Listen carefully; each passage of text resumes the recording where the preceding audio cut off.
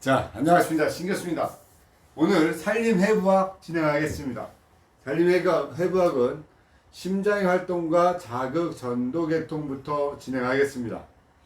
심장의 활동, 그림을 잘 보십시오. 심장의 활동. 심장은 혈액을 온몸으로 분배해주는 근육 펌프 장치의 역할을 한다. 심장의 수축 시기를 수축기라고 하고 심장의 이완 시기를 확장기라고 한다. 심장이 박동할 때는 심방이 먼저 수축해서 혈액을 심실로 강제로 보내고 심실이 혈액으로 가득 채워지면 심실이 수축을 해서 혈액을 심실 밖으로 밀어낸다. 심장 펌프 작용의 효율을 높이려면 무엇보다도 근육 섬유가 규칙적으로 수축을 해야 한다. 그 다음에는 역류의 방향을 적절하게 조절해야 된다. 이런 역할을 담당하는 것이 심실의 입구에 출구에 있는 4개의 판막입니다. 심실 쪽에 있는 거예요. 자, 요거를 우리는 판막이라고 한다. 심방 수축기에는 심방벽에 있는 심장 근육이 수축해서 심방에 있던 혈액을 방실 판막을 통과해서 심실로 들어가게 합니다. 아래쪽 그림의 4개의 판막을 위에서 본 그림인데요. 반달 판막은 닫혀 있고 방실 판막은 열려 있습니다. 네. 자, 그리고 B는 심장 수축기 이후에 일어나는 심실 수축기 동안 방실 판막은 닫혀 있고 혈액은 심실에서 나와서 반달 판막을 통과해 대동맥 안으로 들어가게 된다. 아래쪽 그림은 위에서 본 그림으로 반달 판막은 열려 있고 방실 판막은 닫혀 있는 그림이 보여지는 그림입니다. 요 2개의 그림 여러분들 보면서 닫혀 있고 열려 있는 그림을 한번 보시기 바랍니다.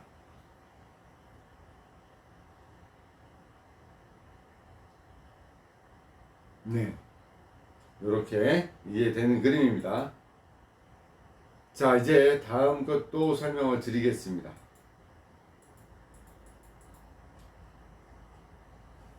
심장의 자극 전도 계통입니다.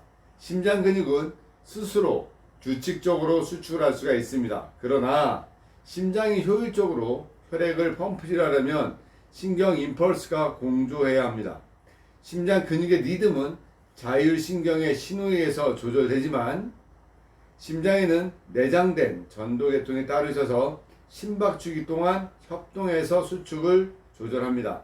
이 전도계통에서 알아둬야 할 가장 중요한 점은 심장의 각 구역에 있는 근육 섬유들은 서로 전기적으로 연결되어 있다는 사실입니다.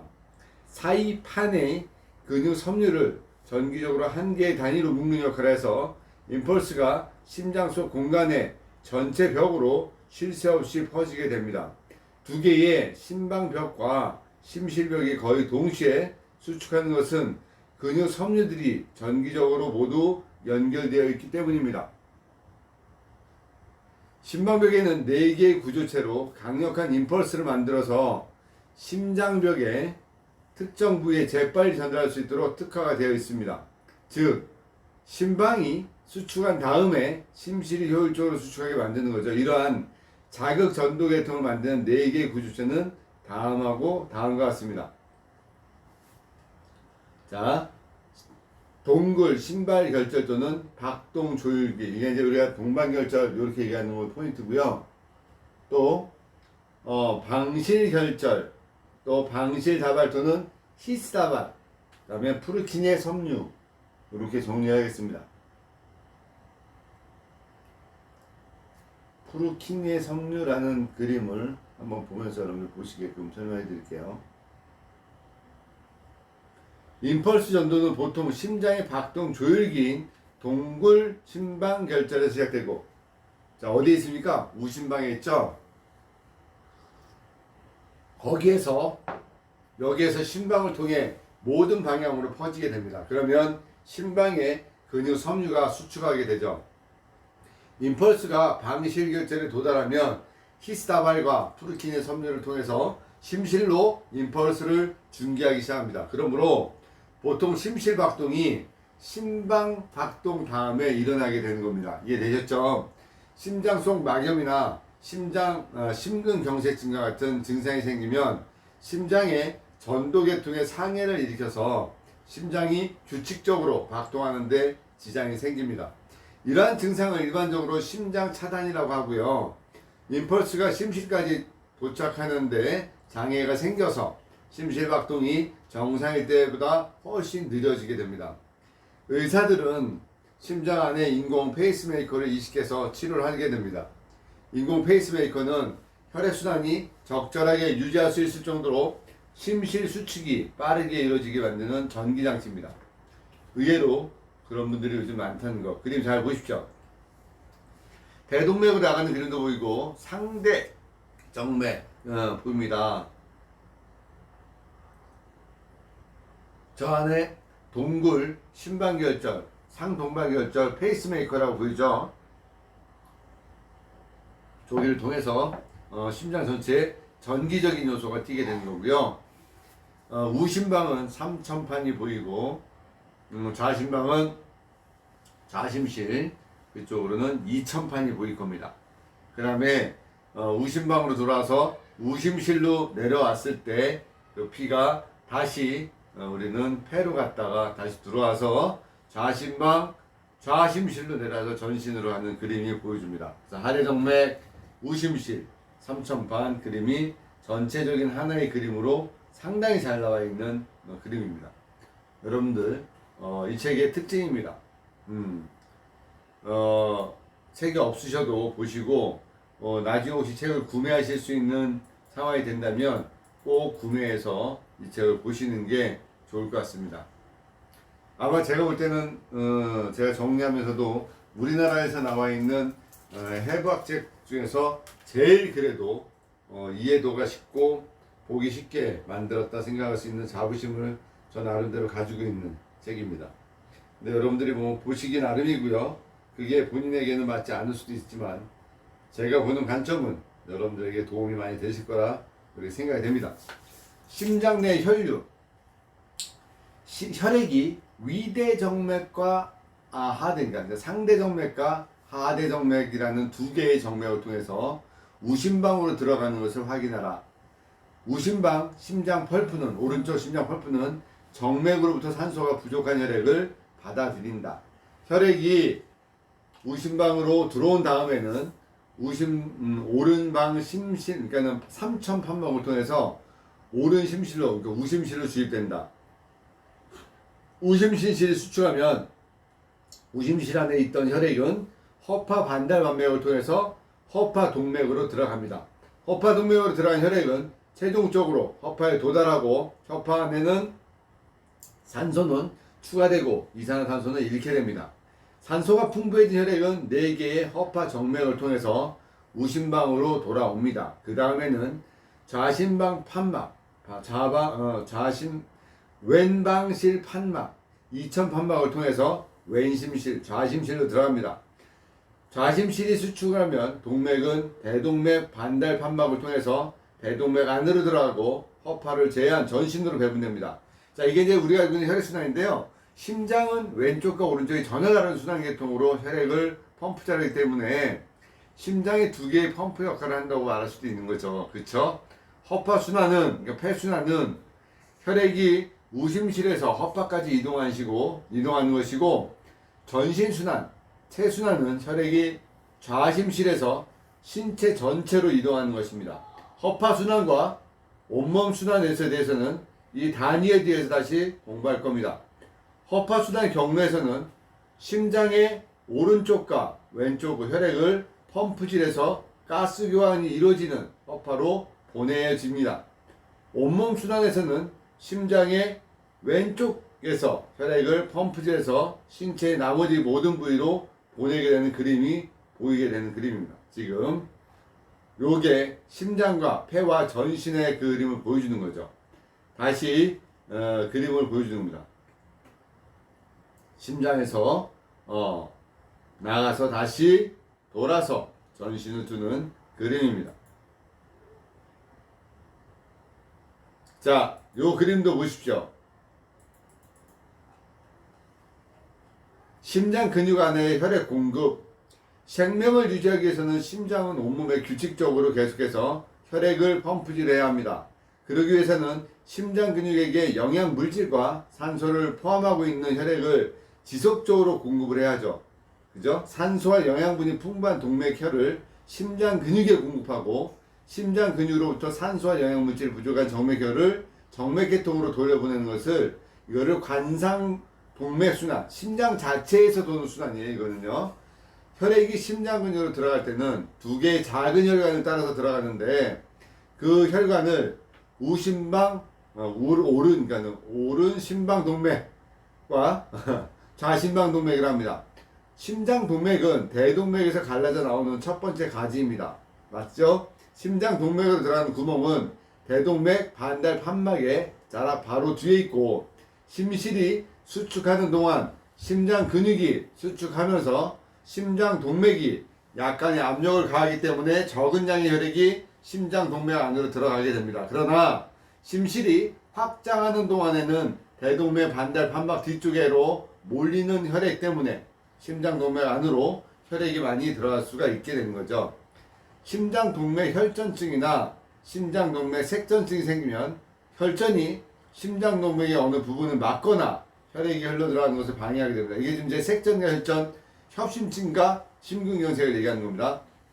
그러면 심장 근육에 있는 세포들이 정상적으로 혈액을 공급하지 못하게 되고 산소 부족에 의해 세포가 죽거나 상해를 입게 됩니다. 이러한 조직의 괴사를 의학용어로 심근경색이라고 합니다. 심장 동맥으로 들어가는 혈액은 심장 근육에 있는 모세혈관을 지나서 심장 정맥으로 흘러 들어간다. 심장 정맥은 심장 정맥굴로 흘러 들어가 최종적으로 우심방으로 흘러간다 라는 그림이, 요 그림을 보면요, 심장 자체에서 관상동맥, 왕관처럼 흘러가게 되면 관상동맥 요 그림이 보여지게 됩니다.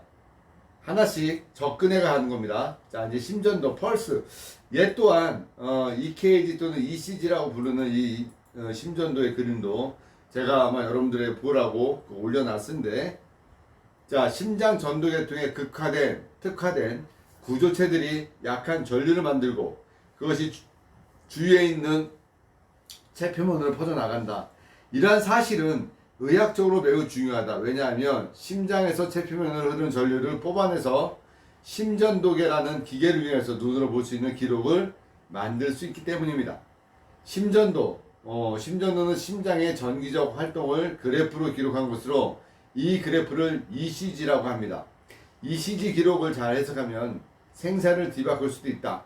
그림은 정상적으로 ECG 그래프를 나타내는 것이다. 정상적인 ECG에는 세 가지 특징적인 웨이브가 있습니다. P파, QRS파, T파인데 이 세 개의 파는 심방과 심실의 수축과 이완을 조절하는 전기적 활동을 나타납니다. 심장근의 수축을 유발시키는 전기적 활동을 탈분극이라고 하고, 심장 근육이 이완되기 직전에 전기적 활동을 재분극이라고 합니다. 정상적인 ECG에서 볼 수 있듯이 P파는 심장이 탈분극할 때 생기는 파동이고, 밑에 그림을 보시면 됩니다. 파동이고, P파는요, 그런 파동이고, QRS파는 심실이 탈분극할 때 생기는 파동이다. T파는 심실이 재분극할 때 생기는 파동이다. 정상적인 ECG에서 심방이 재분극될 때 생기는 파동은 왜 없는지 이상할 것이다. 그 이유는 심방이 재분극될 때 생기는 파의 크기가 작아서 같은 시기에 생기는 QRS파에 가려지기 때문입니다. 검사 방법은요, 윗옷을 벗고 옆으로 누워서 두 손과 두 발은 끝에 전극을 부착하고, 전극을 부착하고, 가슴에 6개의 전극을 부착합니다. 그 다음에 박동에 따라서 일어나는 미세한 전류 흐름을 3에서 5분 동안 기록합니다. 검사의 결과의 판독은 파의 형태, 파의 높이, 지속시간, 간격 모두 고려하기 때문에 일반인들이 해석하기는 어렵습니다. 따라서 의사의 설명을 잘 듣고 이해가 안 가면 질문하는 것이 좋습니다. 심전도 파형에 대체적으로 정상적인 파형과 비슷하면 정상이라고 판정하지만 그것이 100% 정상이라는 뜻은 아닙니다. 협심증이나 부정맥의 경우 발작이 일어난 후에는 변화가 보이지 않기 때문에, 또 측정했던 시각에는 심전도가 정상이었다 하더라도 심장 이상이 없다고 단언할 수가 있습니다. 자, 그림 또 보십시다. 그림. 자, 첫 번째. 이게 ECG로 나타나는 심장에서 일어나는 일입니다. 우리가 그러니까 EKG. 눈에 보이지 않고 역동적인 심장의 전도 활동을 몇 개의 그림이나 사진할 수로 설명할 수는 없지만 이 그림 등을 통해서 ECG에 기록될 때 심장에서 무슨 일이 벌어졌는지에 대해서 어느 정도 알 수가 있는 겁니다. 자, 1. 심장이 완전히 이완되고 있고 전기 활동에 변화가 없기 때문에 ECG에 변화가 없습니다. 자, 이제 피파가 올라갑니다. 자, 방실 결절과 심방벽이 탈붕돼서 피파가 발생을 하고 방실벽이 완전히 탈붕돼서 ECG에서 변화가 없다고 기록이 됩니다. 또 변화가 없죠. 그 다음에 심방이 재분극이 되고요. 심실이 탈붕이 되면 QRS파가 발생합니다. QRS파가 발생되고요. 그 다음에 심방벽이 완전히 재분극되지 않고 이제 심실벽이 완전히 탈붕되면 ECG에서 변화가 나타나지 않습니다. 없고요. 또 심실벽에 재분극되면 ECG에 T파가 나타납니다. 심실이 일단 완전히 재분극되면 ECG가 처음에 있던 기준점으로 되돌아가게 되는 그런 그림이죠. 자, 이제 뼈와 등 부위의 뼈 요즘 설명을 또 드려볼까 합니다. 재밌는 부분이 나타나는 게 이런 거잖아요. 저희는요. 척주, 기둥이라는 뜻이에요. 척주는 머리뼈에 꼬리뼈까지 끝까지 있는 33개의 척추뼈로 구성되어 있고 성인의 척주는 길이가 약 72에서 75cm이다. 척추 길이의 약 4분의 1은 척추뼈와 척추뼈 사이에 끼어 있고 척추 사이 원판이 디스크가 차지하고 있고 척추를 5개의 부위로 나누죠. 목뼈가 7개, 등뼈가 12개, 꼬리뼈가 5개, 엉치뼈가 5개, 꼬리뼈가 4개 그것이고 엉치뼈와 꼬리뼈를 합해서 9개 뼈는 융합이 되어서 결국에는 하나의 엉치꼬리뼈를 형성하게 되는 겁니다. 척추의 기능은요. 척수와 척수신경을 보호하고 골반과 위에 있는 신체의 무게를 지탱하고 머리와 몸통이 전후좌우로 유연하게 움직일 수 있으면서도 튼튼히 지지를 만들고 갈비뼈, 복장뼈와 함께 갈비우리를 만들어 중요한 생명기관들을 보호하는 데 일조를 하고 골반뼈와 함께 뱃속 공간을 만들어서 여러가지 소화기관을 넣어둘 수 있는 공간이 됩니다. 경추, 흉추, 요추와 뼈의 모양들입니다. 척추의 굽이 우리는 만곡이라고 하죠. 만곡 또는 굽이라고 표현을 하는 겁니다. 태의 척추굽이는 거의 1차성의 만곡이었었죠.